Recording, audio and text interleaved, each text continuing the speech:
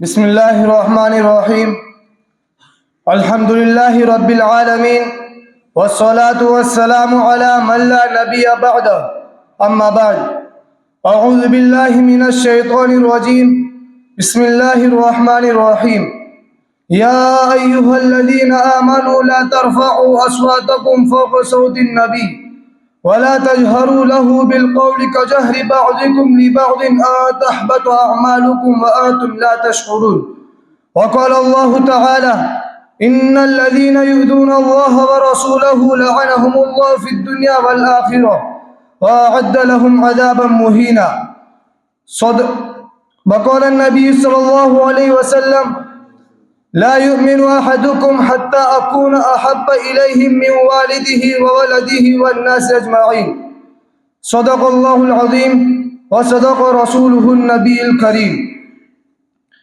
کہا رفقت محمد کی، کہا تیری حقیقت ہے، شرارت ہی شرارت بس تیری بے چین فطرت ہے.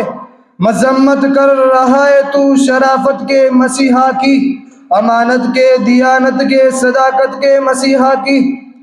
مشفق اساتذہ کرام اور عزیز طلبہ، اللہ تبارک و تعالیٰ نے کائنات میں بہت ساری چیزوں کو پیدا فرمایا، پھر انہی چیزوں میں سے ایک کو دوسرے پر فضیلت بخشی اور ایک کو دوسرے سے ممتاز بنایا. اگر ہم کائنات کی چیزوں کا جائزہ لیں تو ہمیں خود معلوم ہو جائے گا کہ کوئی دو چیز جنس کے اعتبار سے تو ایک ہوتی ہے، لیکن ان میں سے ایک کو اللہ تبارک و تعالیٰ نے دوسرے پر فضیلت بخشی ہوتی ہے. مثلا تمام دنوں میں جمعہ کو، راتوں میں شب قدر کو، مہینوں میں رمضان المبارک کو، مخلوقات میں انسان کو، انسانوں میں انبیاء کرام کو، انبیاء بھی نبی کریم صلی اللہ علیہ وسلم کو فضیلت بخشی ہے. امت کے غیور فرزندوں، یہ بات ہم سب کو معلوم ہے کہ جو چیز جتنے اعلیٰ درجے کی ہوتی ہے اس قدر احترام و عزت عظمت بھی اتنی زیادہ ہوتی ہے. چنانچہ نبی کریم صلی اللہ علیہ وسلم کا مرتبہ اعلیٰ ہے، لہٰذا اگر کوئی بدبخت ان کے بارے میں زبان درازی کرتا ہے یا قلم سے زہر اگلتا ہے یا ان کے خلاف غلط پوسٹ کرتا ہے تو ایسے زندگی کا انجام بہت خطرناک ہوتا ہے کہ وہ جہنمی اور کافر ہے. گستاخ رسول اور شاتم رسول کے بارے میں کیا حکم اور کیا فتویٰ ہے؟ قرآن سے پوچھے، قرآن بتلائے گا. وَأَعَدَّ لَهُمْ عَذَابًا مُهِينًا. حدیث سے پوچھے، حدیث بتلائے گی. مَنْ سَبَّ نَبِيًّا فَاقْتُلُوهُ. عزیزان گرامی، آپ احادیث مبارک کا ذخیرہ اٹھا کر دیکھ لیجئے، صحابہ اور تابعین کی سیرت کا مطالعہ کیجئے. آپ حضرات کے سامنے یہ بات روز روشن کی طرح واضح ہو جائے گی کہ اگر آپ صلی اللہ علیہ وسلم کی حیات طیبہ میں اگر کسی بدبخت نے نبی کریم صلی اللہ علیہ وسلم کی شان میں زبان کھولی تو جانثار صحابی نے فوراً اس کی خبر لی. ایک طرف گستاخ رسول اپنی وجود سے دنیا کو ناپاک کرتے رہے تو دوسری طرف ان ازلی شیاطینوں سے دنیا کو پاک کرنے کے لیے عاشقان محمد صلی اللہ علیہ وسلم پیدا ہوتے رہے.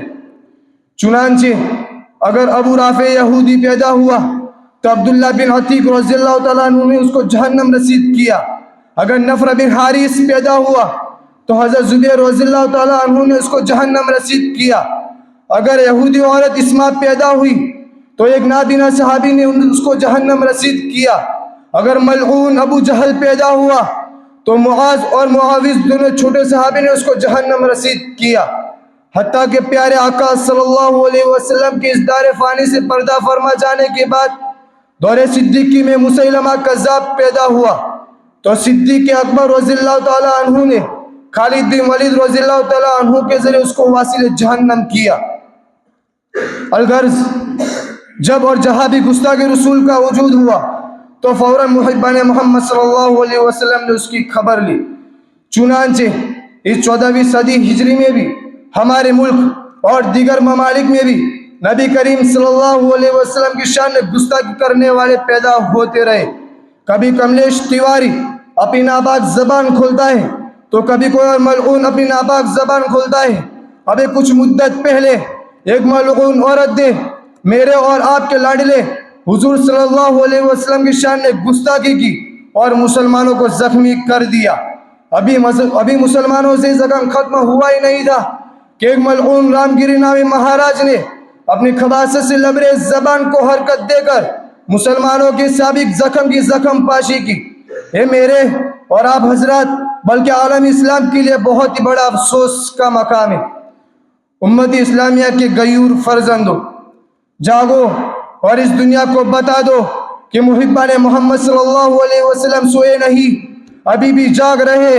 ان کو یہ بھی بتا دو کہ مسلمانوں کی مائیں آج بھی باز نہیں ہوئی ہے، اب بھی ان میں یہ صلاحیت موجود ہے کہ وہ آج اپنی گود سے صلاح الدین ایوبی کو جنم دے سکتی ہے، آج پھر محمد بن قاسم جیسے بہادر جن سکتی ہے اور ان کے جیسے دیگر اسلامی شعروں کو پال سکتی ہے۔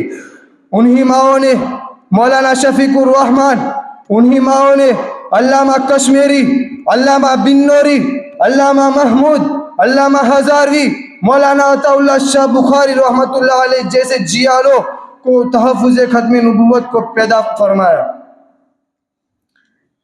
عزیزان گرامی، محبت رسول اللہ صلی اللہ علیہ وسلم تمہاری غیرت کو پکار رہی ہے۔ ختم نبوت پر جان نثار کرنے والوں کی قربانیاں رو رو کر تم سے اپنی شہادتوں کا قرض مانگ رہی ہے۔ کیا تمہارے موجودگی میں کوئی شان نبی میں گستاخی کرے، تسلیمہ نسرین بکواس کرے، نوپور شرما اپنی ناپاک زبان چلائے، رامگیر ملعون اپنی خبیث زبان کو حرکت دے کر نبی کریم صلی اللہ علیہ وسلم کی شان میں گستاخی کرے اور تم خاموش تماشا دیکھو؟ کیا تمہاری غیرت اس بات کو گوارا کر سکتی ہے؟ مسلمانوں، آج بھی اگر ہم نے خاموشی اختیار کر لی تو کان کھول کر سن لو، آئندہ ایسے ہزاروں گستاخ پیدا ہوں گے اور نہ ہم کچھ کر سکیں گے اور نہ ہماری نسل اس کے لیے قدم بڑھانے کی ہمت کرے گی۔ آخر میں اللہ تعالیٰ سے دعا ہے کہ جن جن حضرات نے تحفظ ختم نبوت پر جان نثار کر دی ان کی قبروں کو نور سے منور فرمائے، اور جو حضرات قربانی دے رہے ہیں ان کی غیبی مدد فرمائے۔ ہمیں بھی تحفظ ختم نبوت پر جان نثار کرنے کی توفیق و ہمت عطا فرمائے، ایسے گستاخی کرنے والوں کو دنیا میں عبرتناک انجام عطا فرمائے، ہر ایک کو صحیح سمجھ عطا فرمائے۔ اپنی تقریر کو اس شعر پر ختم کرنا چاہتا ہوں کہ محمد سے وفا تو نے تو ہم تیرے ہیں، کہ محمد سے وفا تو نے تو ہم تیرے ہیں، یہ جہاں چیزیں کیا لوح و قلم تیرے ہیں۔ وآخر دعوانا الحمدللہ رب العالمین۔